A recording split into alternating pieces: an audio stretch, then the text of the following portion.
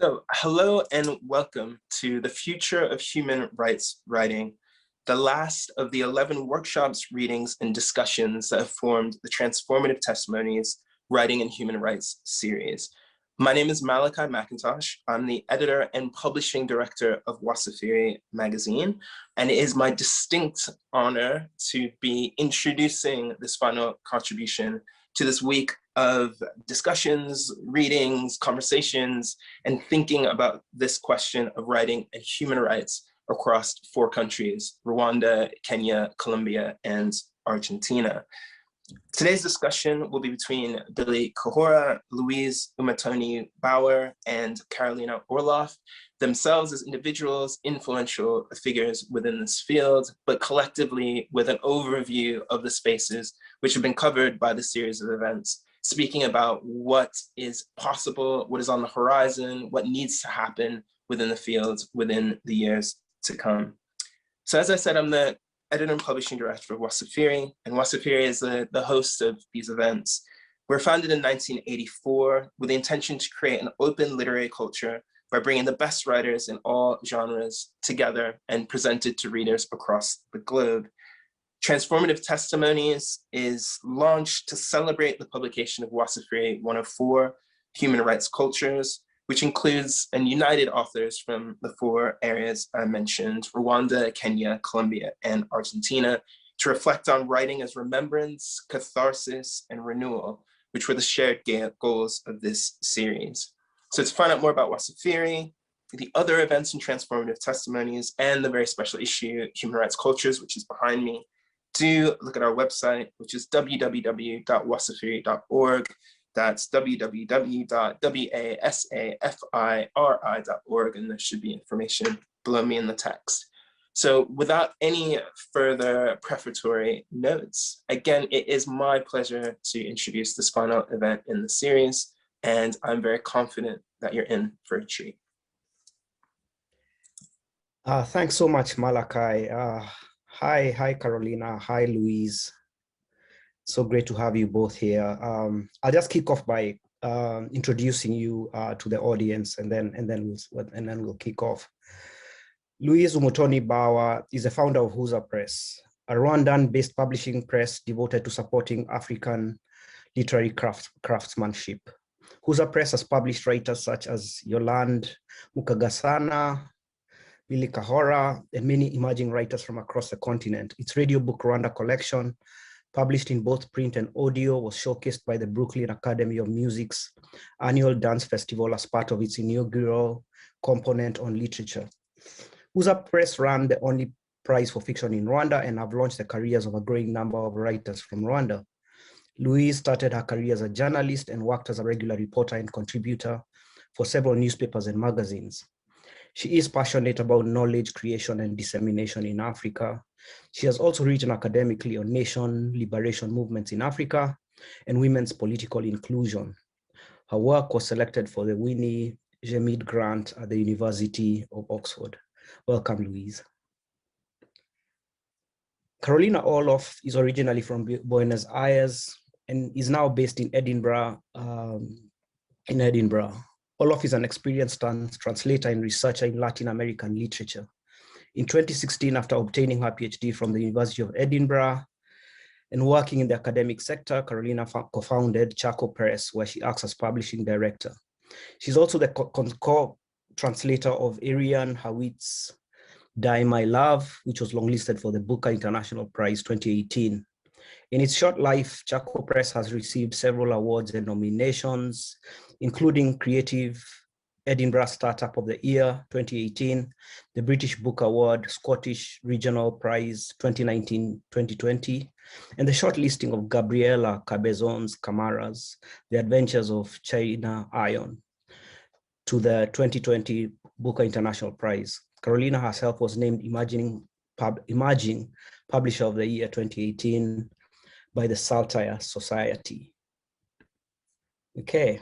I just wanted to kick off by asking you to kind of talk a bit more about how you kind of got into publishing to introduce the session. And I don't know whether you'd prefer to kind of establish a working order, or we should kind of really just mix it up and go with the flow. Is that better? I think going with the flow might work better.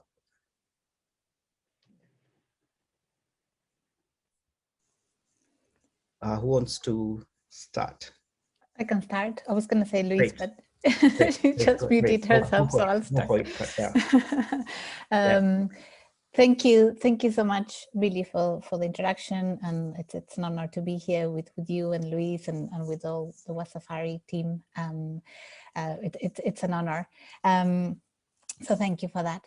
And yeah, I'll tell you a bit about how I got into publishing and how Charco Press started. We were probably, I haven't done my research, but I always thought we're the only English-speaking publisher that's dedicated to Latin American literature.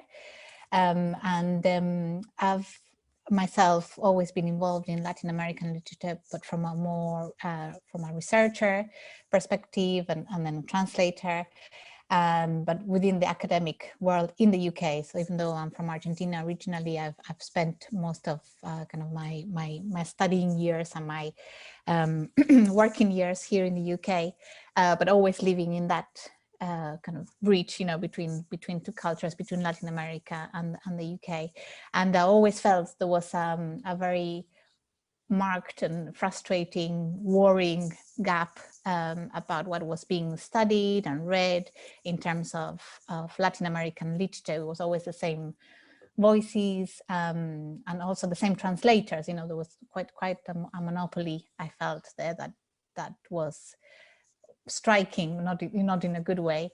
So the idea of starting this small press, well, I know we'll get onto that later because of the size of our teams.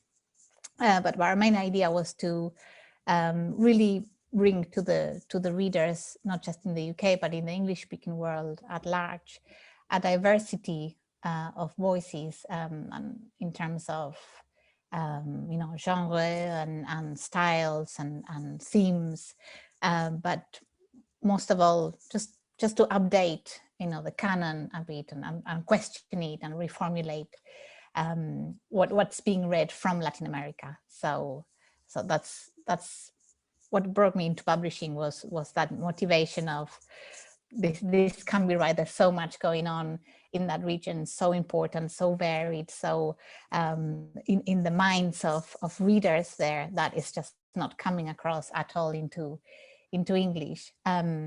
So that's how I became like a publisher to try and change that. Yeah, thanks for that. And I really want to have a chat about updating the canon, because I think that's quite important. Yeah, thanks for that. Louise?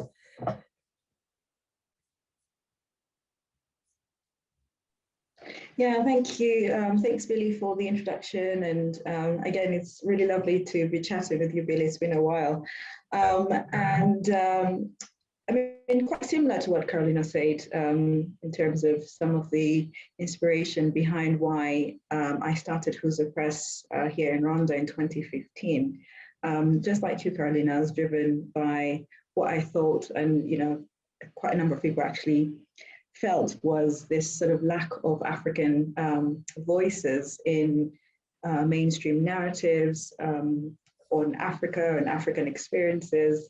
And I felt that there was a need for us to, yes, redress the canon, question it, engage with it, have, sort of insert these voices that I felt were missing in the existing canon on Africa, and insert African voices in that space. That for me was what was sort of the driving force, and it became further entrenched, studying as well in the UK, and being provided sort of reading lists on, say, Rwanda or East Africa or Africa, and finding that the sort of overarching number of voices were very much from the West, and there was almost nothing from the continent. It was particularly worrying when I engaged with the work on Rwanda, because I was more familiar with what was coming from Rwanda, and realizing that actually there was very little that was engaged with. And for example, I think I'd like to give this example because I felt that it was quite stark.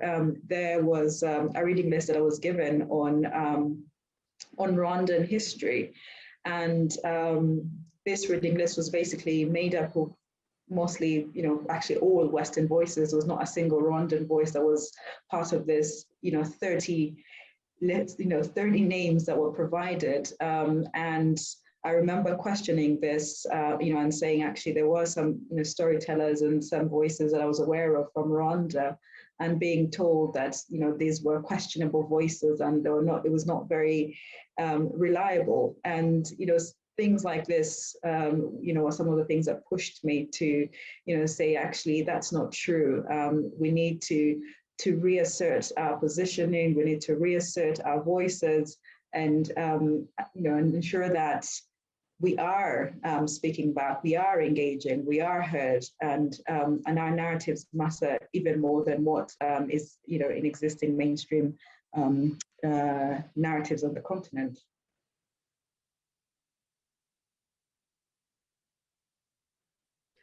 Yeah, so both of you have described the kind of conditions and the dire need for representation. And we'll get back to that, but I just thought just kind of giving a context, the size of your organizations, how you run, whether you're fully commercial or you're partly commercial and nonprofit, because I think it's quite important to kind of get a sense of those so that before we actually get into the work and how you do it. Yeah. Louise, do you wanna go ahead? Yeah, that's all right. I can take this. Yeah, no, I think we're going to go back and forth now. So anyway, on the Huza Press front, I think like very many small publishing houses on the continent, we're still at that place where we're establishing ourselves and trying to get to a place where we can say we're fully, commercial, and we are fully sustainable, and we, can operate in that manner. That's not a place that we're not quite there yet. We've, I think, been going for about 5 years now, and I think we're at a place whereby we can actually say we have a team of about 5 people that, are permanent, and they're people that we can afford to work with fairly frequently. Previously, what we did was we would, we keep doing this as well. We would work with people on project by project basis, whereby we would bring people that we've worked with before, say an editor or a proofreader, etc., to just work on one project, and that was it. And we didn't have them on full-time basis. So anyhow, we're still quite a small team. We're still quite reliant on grants. I think what I would say is that we have a bit of hybrid system whereby there are books that we're able to invest in and can operate in that manner. But then there are books that we actually are able to produce through grants from institutions such as, say, the British Council or the Goethe Institute. So it's a hybrid system that we're operating on. And I remember when we were starting as Huza Press 5 years ago, I was asked by one of the people that I spoke to about the importance of setting up this publishing house. And I remember one of the things that she asked me to do was make sure that it is not a not-for-profit organization that you're creating, Louise. Otherwise, what you're doing is basically feeding into this narrative that our work cannot be, valued in the way that people are purchasing it. So we are still working to get to that place that I promised her we would get to.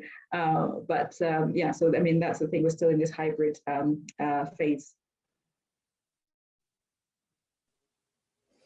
Yes, in our case, it's very similar. Actually, we're a very small team of permanent people, basically. Well, 4. Myself and my partner who started it, and then we have someone in the US, because we also have distribution in the US, even though we're small and we only release about 6 to 7 titles a year. I think that's our full capacity in that sense. And we have a senior editor based in Germany. He's Scottish, but based in Germany. And then because all our books are translations, we have a pool of different translators and in turn different copy editors and different proofreaders who work more on a kind of per project basis. But yeah, I like to think of them as a pool because if maybe if one translator is not working on a book, she or he might be working as a copy editor on another book. And then we have a core designer who's based in Argentina, and he does all our design. And yeah, it's interesting to hear about your experience, Luis, about this non-profit situation, because that was something we contemplated as well at the beginning, and it's tricky in the sense of you don't want to be too reliant on grants, but because in our case as well we have the translation cost. We need to be in that sense at the moment because we can't sell our books at a higher price than the mainstream kind of non-translated books, because then people, it's another hurdle within the series of hurdles to stop readers from actually buying translated fiction. In our case, that's one of our biggest challenges. So the fact that you have to sell a book that's been through a much more expensive process in that sense than your regular, say, non-translated novel means that grants from English Pen in our case, or all of the different Latin American governments, some of them have special grants for the literatures of their country to be promoted in other languages. So, and the Arts Council as well, we always go to them and see if they can contribute towards the making of a book. Yeah, thanks. So in terms of how we think about publishing and kind of traditional definitions, which I think are kind of very, very Western oriented, organizations that even in the West, but organizations outside of the West. I used to work for this space called Kwani. And even though we called ourselves a publisher, we were much more than that. You get into a lot of other kind of work beyond publishing. So you're running workshops, you're running prize, you're even running a Lit Fest. And simply because we felt at the time they just weren't those structures. So if you're publishing, you have to have these you have to also create the value chain. Before the production of the book, which is workshops, etc., prizes, and then after the book is produced, you kind of do a Lit Fest, or we even thought about starting a bookshop, right? And I know both of you cannot be summarized by just the traditional sense of publisher. So I just want you to both talk about the other things that you do. Yeah. Should I go first? Go ahead, Carolina. Thanks. Wow. Well, I wish I had the time and the energy to do all those things you just mentioned. Really, that would be great. A festival, a bookshop, that would be a dream. I can't for now, but what listening to you, I was thinking beyond kind of the behind the scenes operational procedures.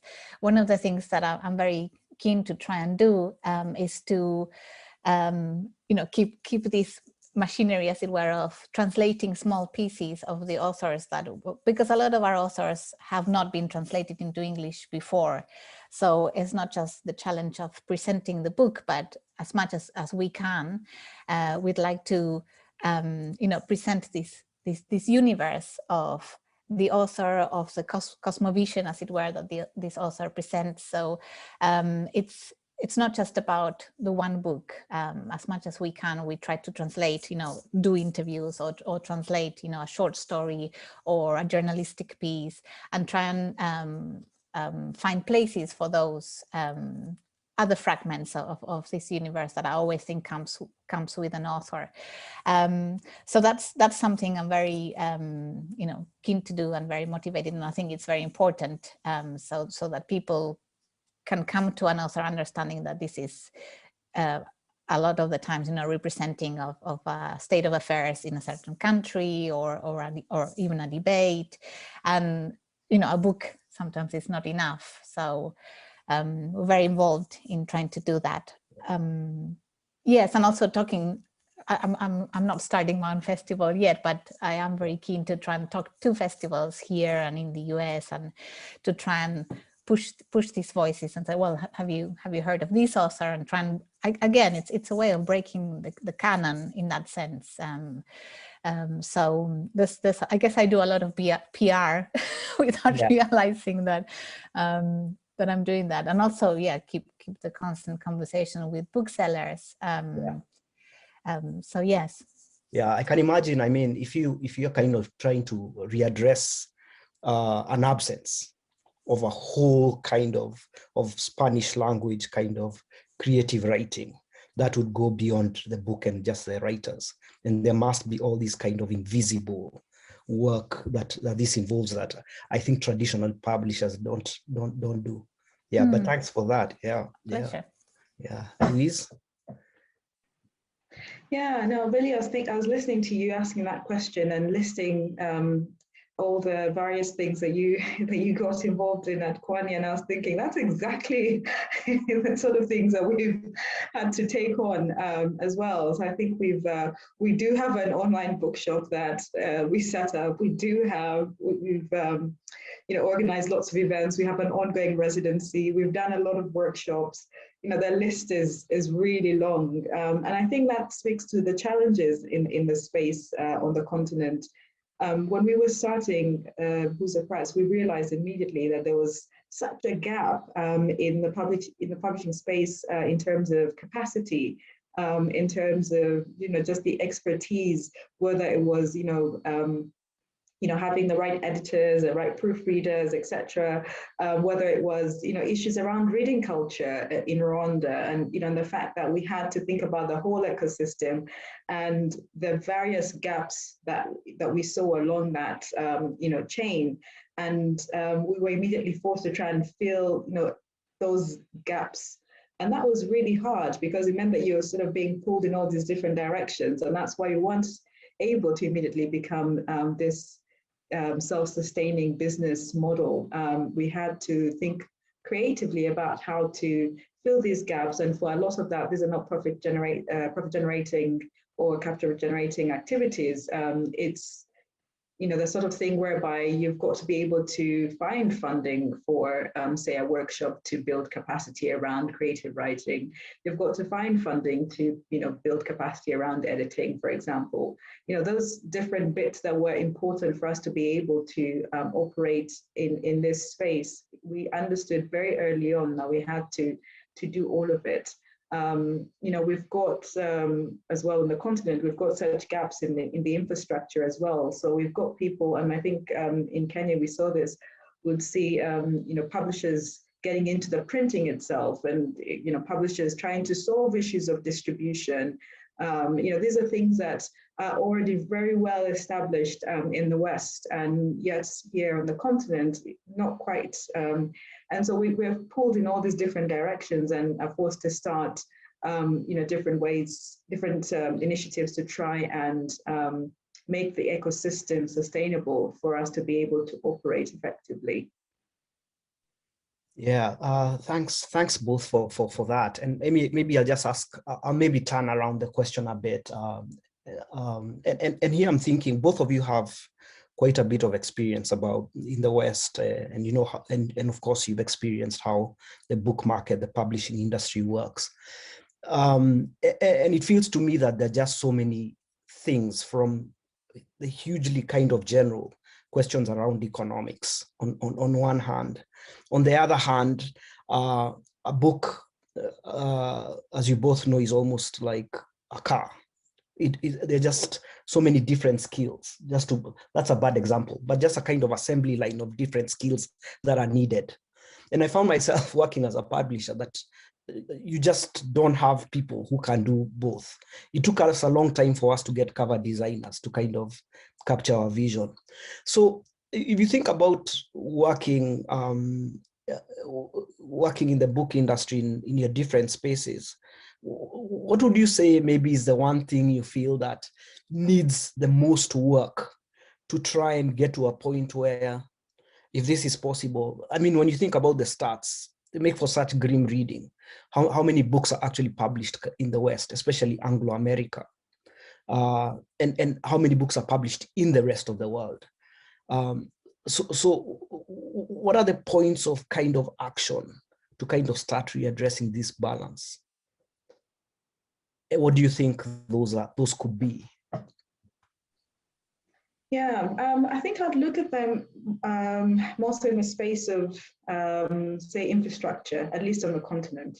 And the fact that we need to try and sort of build the infrastructure that would allow for businesses like ours to actually exist.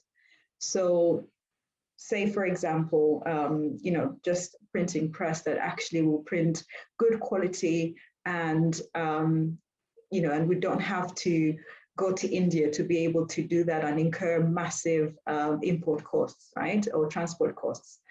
For a lot of publishers on the continent at the moment, we're all printing in India. That's unbelievable. Whether it's, someone in Kenya, South Africa, Nigeria, we're all going to India to print. And those are massive costs, especially for businesses that are still quite small, that are, we're only establishing. It's an industry that is still quite young on the continent. So if we don't address those infrastructural issues, I think it's really hard for us to say that we can actually produce at the same level as we've seen in the West. We can build capacities, say in editing, we can build capacities in proofreading, etc. I think those are things that are not too difficult to address if we're quite targeted. Those are things that are actually much easier. I think that infrastructure stuff is the one that's actually really, really hard to address because it requires quite a lot of investment. It requires quite a lot of support from governments. It just requires quite a lot of different people to get together and be able to address this issue. I think for me, if that that would be where we could be. Where I would like to see quite a bit of effort, and this feeds into the issue of distribution as well. Because a lot of us as publishers, we're part of this group where we're trying to find solutions to getting our books across the continent. It's much easier for us to send books to the UK, to get books distributed in the US, than it is for us, as Huza Press, to get our book to South Africa or to get our book to Nigeria. That's really worrying. If we cannot even address the transport routes across our continent to be able to distribute our materials, that's worrying, particularly because the primary audience that we're producing for is the African reader. So, that presents some challenges for us. So if we can start with the infrastructure, I think that would be, a really good starting point for us. Thanks for that, Louise. Carolina? Oh, super, super interesting, and such a key question, isn't it? And I was listening to Louise, and I thought, I think the infrastructure is more or less sorted here in the UK and in the US as well, at least for our target readership. The problems that you were mentioning, Louise, are very much the problems that we have in Latin America. If I was publishing there, there's no internal distribution, even within one country as well. It's very hard to get books outside the bigger cities. But coming back to our market, which is the English-speaking one, I was thinking that the infrastructure, in terms of what Louise was saying, is pretty much there. But our problem, I think, it's a harder to grasp one, because I think there's as I was mentioning before, there's the big challenge for us is to get readers to dare, between inverted commas, to dare read translated fiction, which is always a bit surprising that that's a category in itself. When I grew up in Argentina, you just just read. You know, there wasn't that distinction of books that were translated, because, you know, if I don't know, it was all intermixed. So to me, I was thinking the ideal scenario would be to address this diversity, this aim for diversity of voices from a very early age. You know, it's you know, I'm very keen to think about this in terms of education. You know, when kids go to school here or in the US, since we're kind of thinking in the world in those terms, to go beyond these hurdles, these blocks, these differentiations of cultures from a very early age, to understand literature as literature and the importance of diversity of voices, of worlds, of visions, of problematics from school. So that then when you become a reader in the outside world, that go to the bookshop or that go to festivals, you have an understanding that doesn't need to be, you know, broken into as we always find ourselves doing. You know, we have to break through certain you know, blocks. I'm being harsh here, but they do feel like, oh, I'm not going to touch that book because it's been translated, and it's and I'm not exaggerating. You know, it's a shocking you know, way of reading and of being in the world, I think, because I mean, we're within the publishing industries, but you know, it's replicated in other spheres. So it's interesting to think of these two big problems, as it were, together from where we stand. Thanks so much, both. Actually, that leads me to now maybe another question that's related. And that is now from the end of stories on the ground or books on the ground. So I think my earlier question is premised on that, to readdress that balance, that the stories or the books are there. And I just wanted you to say, and my sense of working in Nairobi, and it's almost like at some point you are looking for that big novel that would kind of, there's this idea of an imaginary book, big book that would kind of lift our organization, that would kind of get shortlisted for the Booker. And so I want you to kind of reflect, because you're both, I guess for Louise, it's you're working in East Africa, Rwanda. Are there books that you see and you're like, if that book just had that effort, this story could just be like reproduced as a book? And I guess for you, Carolina, it's more about, are you translating all the books you can, or are you limited in kind of capacity, and there's just some books you just have to put aside, which is just kind of also about the raw material in the ground and bringing it to the place it needs to be? Yeah. I'll go, given that we have a system. Oh no! If I could, if I had the capacity and the money as well, and the infrastructure within our team, I would be publishing at least 20 books a year, if not more. The raw material, as you called it, is there, and it's extremely diverse, and again, back to the beginning of our conversation, I think there's an extreme lack on this end. So there will be a lot more that I'd like to be producing if we were a bigger team, if and in actual fact, if the readership was there, because I think we're slowly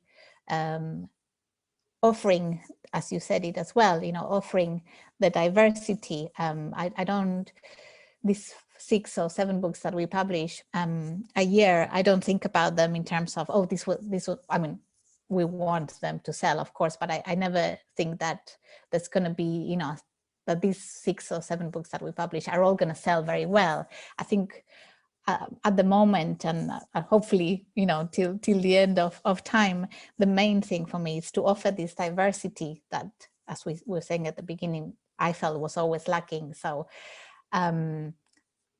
when you go into a bookshop here, I want the books to be there, the voices to be present, which I think is what's necessary. Then to build the readership, the demand, I think it's a matter of time. But for me, the main starting point is that the voices need to be there, that little by little people start discovering them or be curious about them.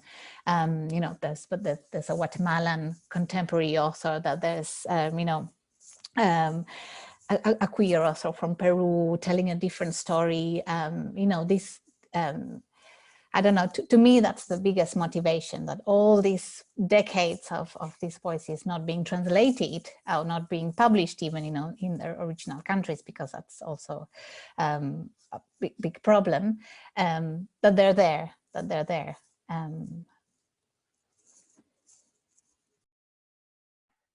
Louise? Yeah, definitely, Carolina, I completely agree. But I also think, I mean, I completely agree that the stories are there. A lot that we could be doing here if we had the financial capabilities to be able to do it, if we had the, you know, the right staff, and, you know, all these different you know, sort of limitations that we've got to what we're able to produce on an annual basis. Yeah, I mean, whether it's stories that, you know, were previously or work that was previously produced and disseminated that was written in Kinyarwanda, you know, that needs translation, whether it's work that we are able to support the writer to produce, whether it's through workshops or through other means to be able to facilitate their, you know, direct their travel to publication. You know, the stories are there. It's not a lack of stories, actually. I do think that, you know, one day we will have, you know, voices that might make it to, you know, the Booker or, you know, let's start with the Kane Prize, for example. You know, we do know that that there is a possibility that we will get to that place at some point. But like you, it's not the driving factor. I think the big one for us is introducing those diverse voices into the canon and African literature, introducing those voices into mainstream media, and having that diversity that has, you know, that's lacking. I want my children, my children's children, when they are reading about Rwandan experiences, to be able to have multiple, you know, voices that they can reach into, and not necessarily have this rather limited and one-sided view of our experiences as a continent and as a country. So that for me is the big one, if I'm honest. You know, I know that when you're in the midst of producing the work, you don't realize the impact that it's actually going to have long term. You know, if our children are able to go into bookshops and they can access voices from their own context, that's huge. That's very, very important. And that for me is the big one.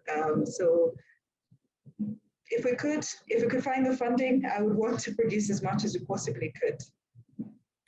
Great. And I guess what brings us here today is the Wasafiri issue around human rights cultures, and of course a collaboration between Kenya, Rwanda, Colombia, Argentina, and that's why we are here talking. And so I was just wondering, how can publishers like you have more Latin America writers / African writer collaborations or publishing collaborations? So it's not even so much just, first it's kind of concentrating in our own spaces and building that ideally, but also kind of reaching out to different places, other places other than the West. So other places other than the Booker, right? And try to talk to each other also a bit more, if only because some of our experiences are quite similar. And I just wondered what you thought about that. And Billy, I completely agree. I think it's exposing or introducing our work to these audiences that would not necessarily be the you know, immediate audiences that we might go to. So for example, as Who's Press, it's not we haven't automatically thought of taking our work to South America, for example. The primary audience that we've thought of is the African audience, and then we've sort of looked at the West, and that's just been the way that we've operated. And I think it's just change in mindset, whereby we think to ourselves, actually, there is a world beyond, going to the Edinburgh Book Festival. There is a world beyond going to the Africa Writes Festival in the UK, or we need to look beyond what would be the typical spaces that we might take our work to and introduce our works to different audiences. There's also the question of translation. If we're able to think of translating our work to languages beyond, sort of English and French, etc., then that might be a good way for us to be able to introduce our works to these different audiences. But I think that it comes back to the question of, money and where the money is. And, the money is very much, in the West, and very much in the UK, in the US, particularly for publishing spaces and creative spaces. That is where any remaining funding, because even that's not a lot, any funding in those spaces is very much there. So we tend to be drawn to those spaces as a result. So say, for example, if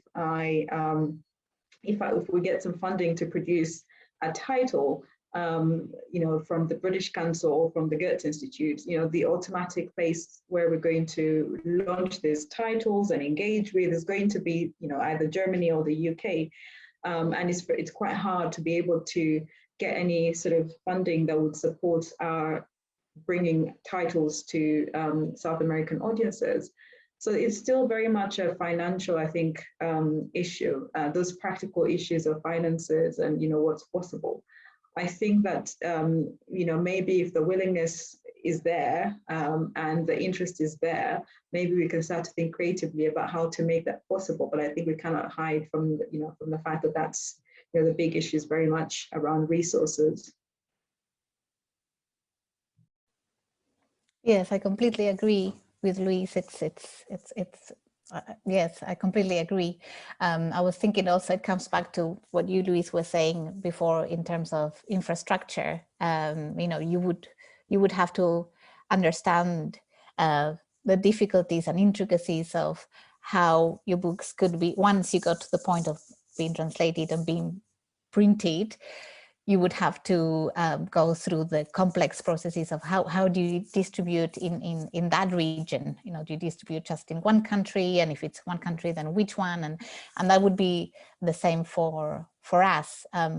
It would be a matter of understanding, once you've gone through all the complexities of producing something, then getting it to the right market in the right way, so that you wouldn't lose yourself in the new infrastructure that would be the African continent in that sense.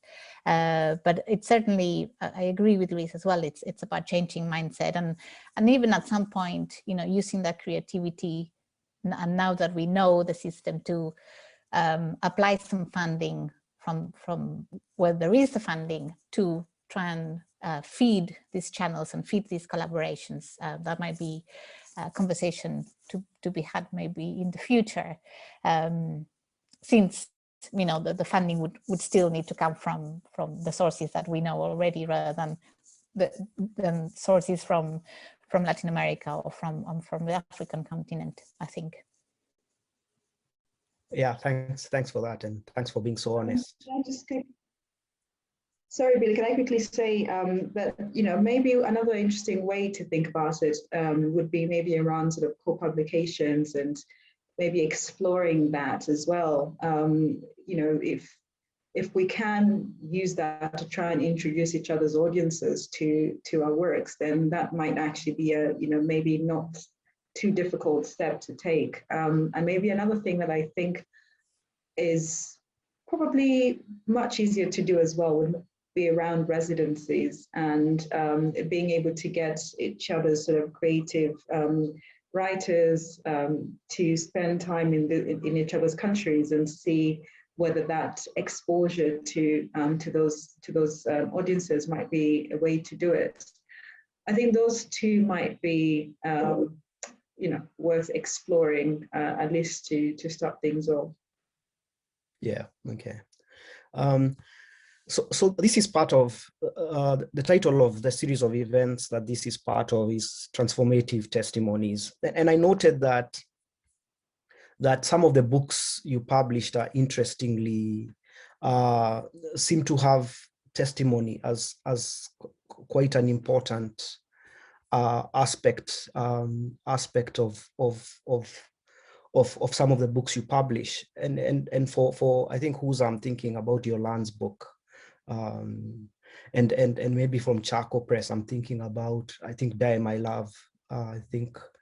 And I'm just wondering how you could connect to talk about, say, the way you kind of approach your work, and how some of your titles, both of your titles, are based on kind of political and social realities from the spaces they come from, and if possible, possibly testimony, because this is what this series of events is about.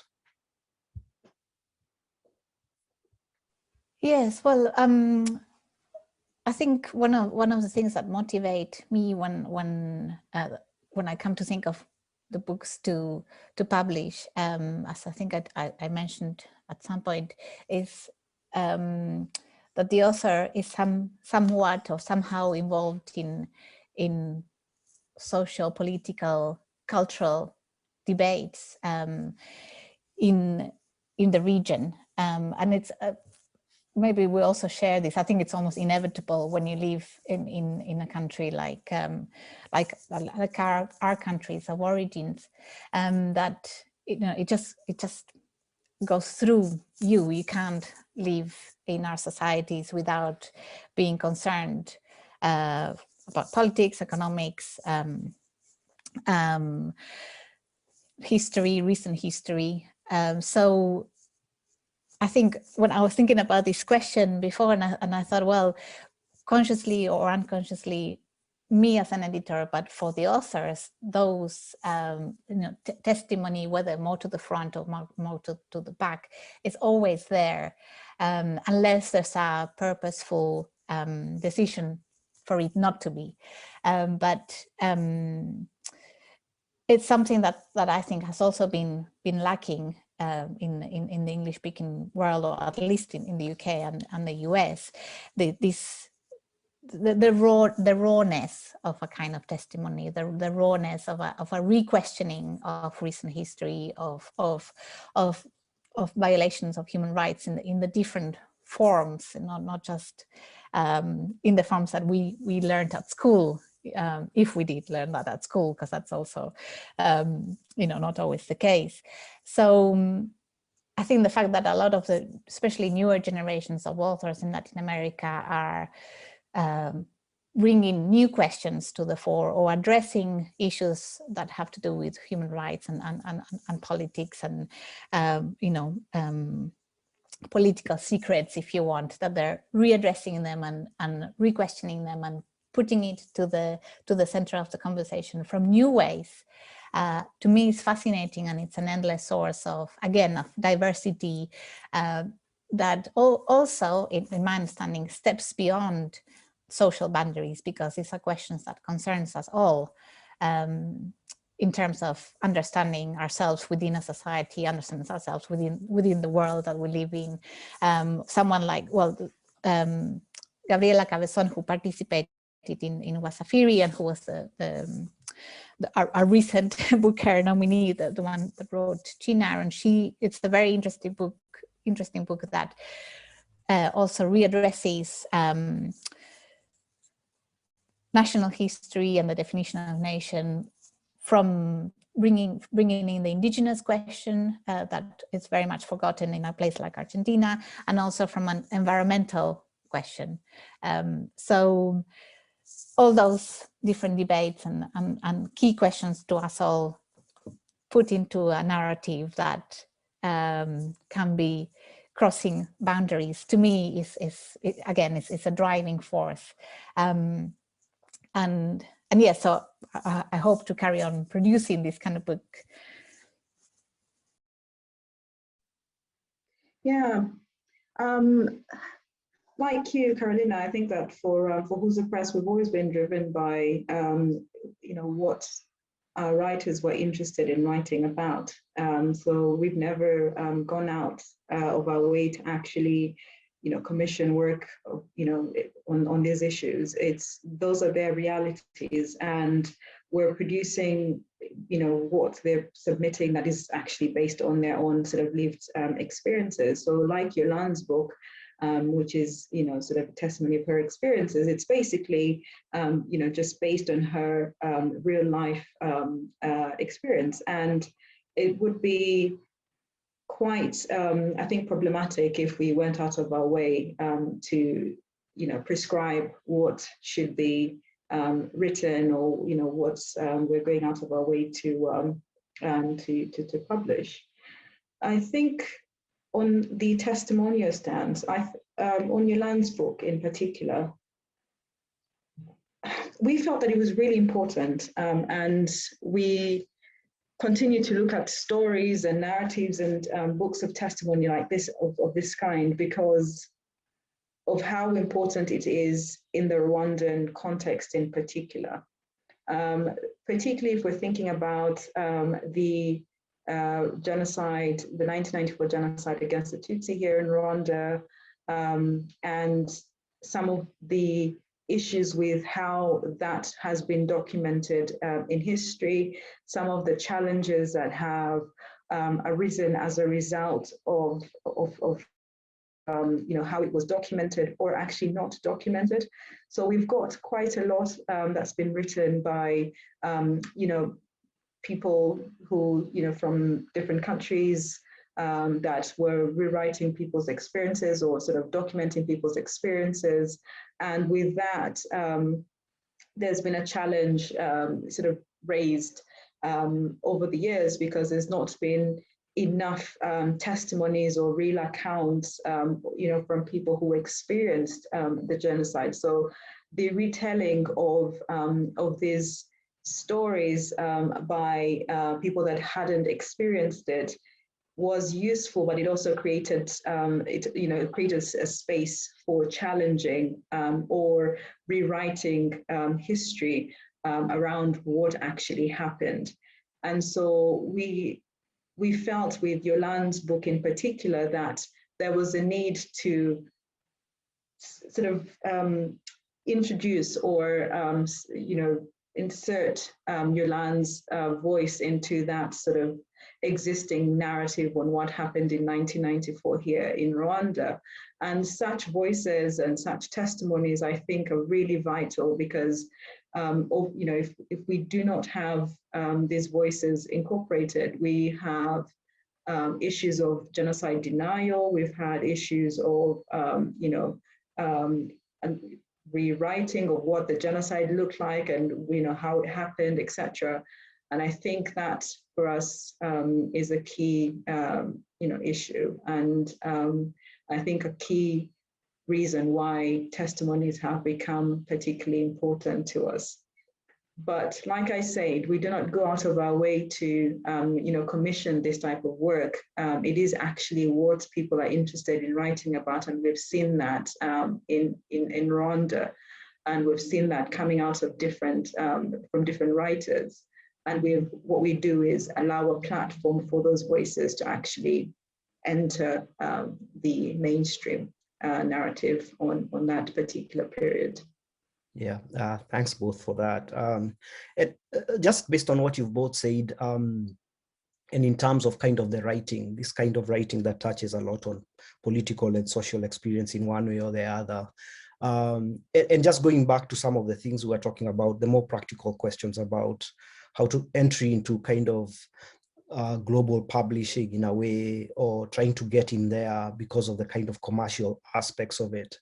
I'm just kind of thinking about literary patterns in the West, and kind of turning away for a while, kind of turning away from the political. And maybe we're coming back to the political because of the rise of conservatism, alternative rights. So these political questions, Black Lives Matter, are now coming back to the fore.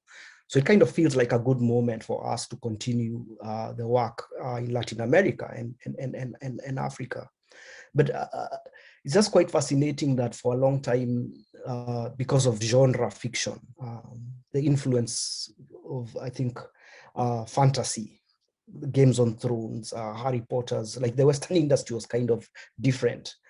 And I was wondering what it means to kind of your choices. You have to make the choices based on the realities of the writers, but at the same time, you're trying to kind of figure out entries into kind of global publishing in a way and all its patterns. And I was wondering whether there's a tension there or whether it means anything in trying to manage or reconcile yourselves to that. There is a tension, Billy, because on one hand, you're not driven by purely commercial reasons, right? So there will always be that tension. But I think that, unlike a lot of sort of the mainstream publishing industry, where for a lot of us, we've got quite a lot of social cause behind why we do what we do. And that will always create that tension that you're describing.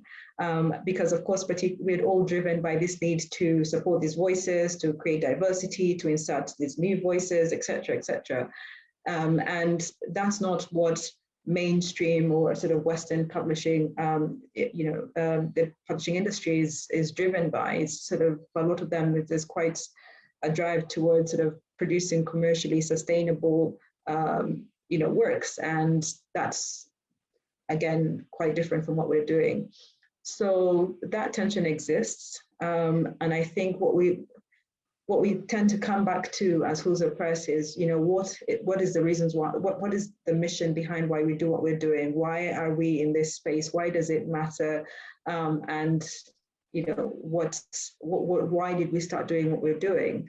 And of course, it takes us back to sort of the drive to produce work that has these social and political causes behind them. I think it's quite hard for us to write and for a lot of writers as well. I think there's been this debate around sort of poverty porn, etc., and the need to step away from producing that sort of work. And yet for a lot of writers, what they're writing is their lived experiences. What they're writing about and what they want to talk about is, those experiences, because there's that sense that they haven't been written about from an African perspective or from real lived experiences. So I think that we are going to see this for a while, actually. We're going to see this continued work coming out from the continent. Now, it doesn't mean that we're not going to see these other different experimentation with new forms of writing. We see that happening on the continent as well. Yeah. But it doesn't mean that that we're not going to see some of the works that are dealing with these rather heavy and difficult, but also very important issues as well. Yeah. Thanks for that, Louise. Yeah, you're definitely right. I think there's quite a large push of kind of experimentation, a kind of individual, kind of very subjective, moving away from socio-political contexts.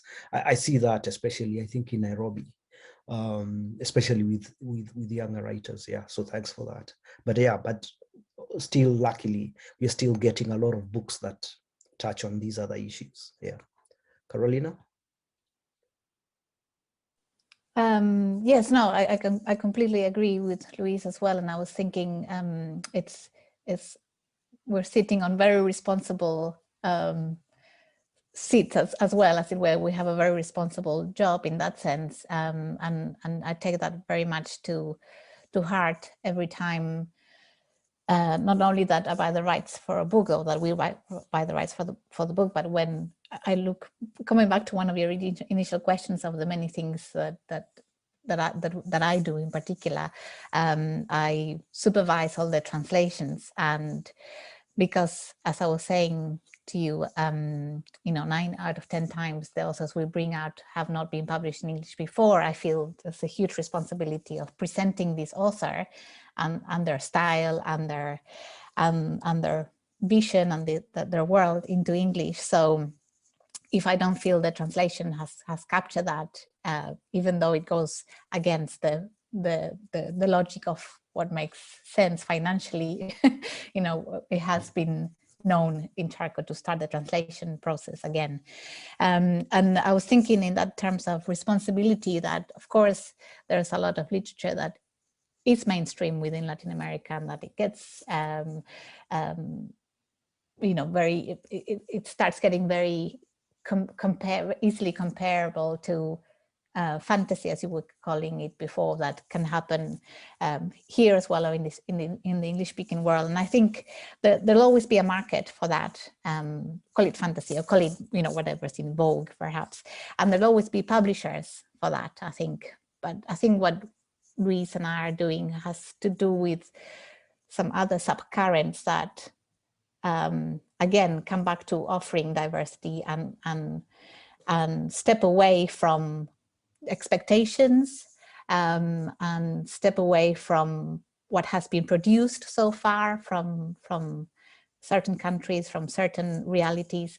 And I think that's a huge challenge, but I think that's also the biggest motivation and the best thing we can do as well in our jobs is to offer that diversity and to offer that platform for different styles, different genres, different voices, different realities.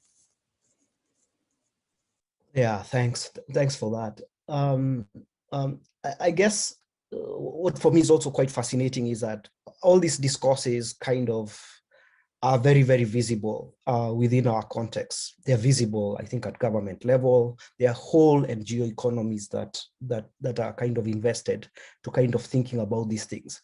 And this kind of results in a fascinating, very almost very heavy public discourse. Academia is dealing with this thing. And one of the things I always thought of as editor is what kind of fiction do we really need to kind of penetrate this stuff? And I just wondered whether both of you could say something to that. What kind of fiction, what kind of creative writing, what kind of books do we need to also kind of, I'm not saying that stuff is very, very important, but seeing fiction and kind of literature as a kind of almost companion narrative. Yeah.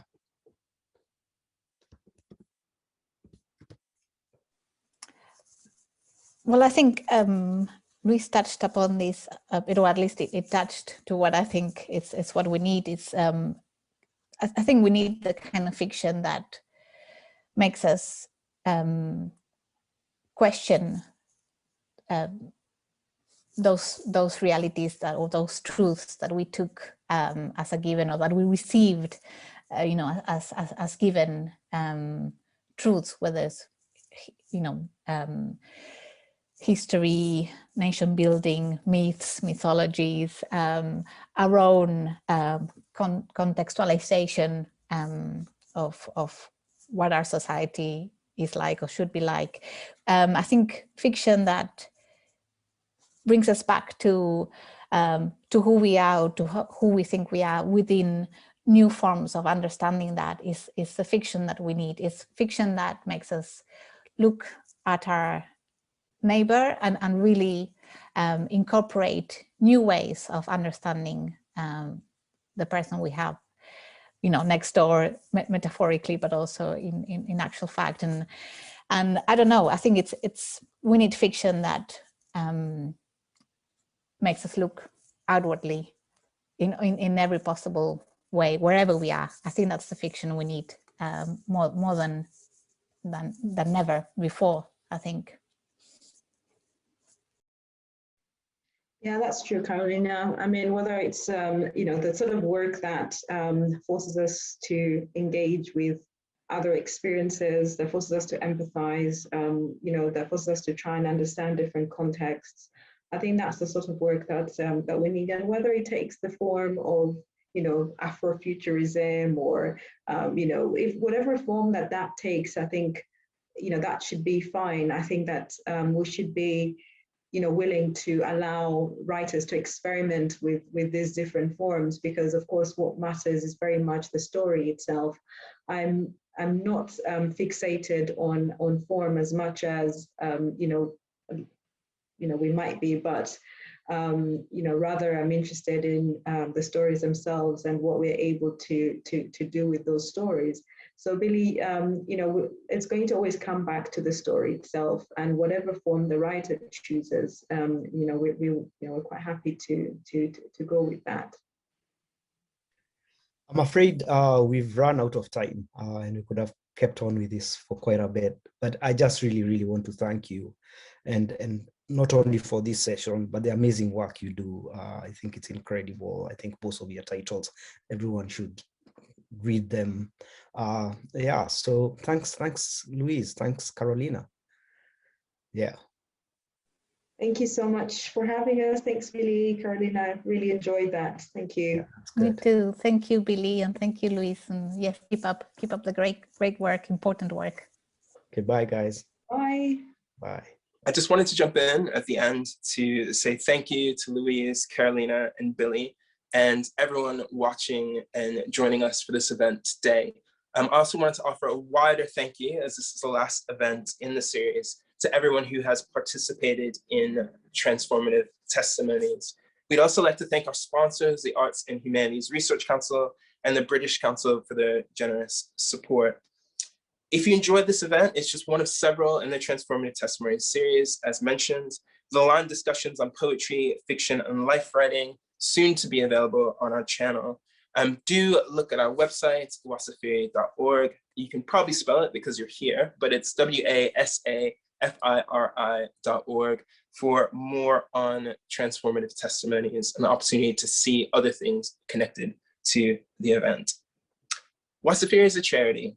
So if you enjoyed this event and the rest in the series, and you'd like to show your support for our writers and our mission of bringing all the world's voices to readers across the world, please do just check out our website and pick up a copy or copies of our magazine. That's the easiest way to support our efforts.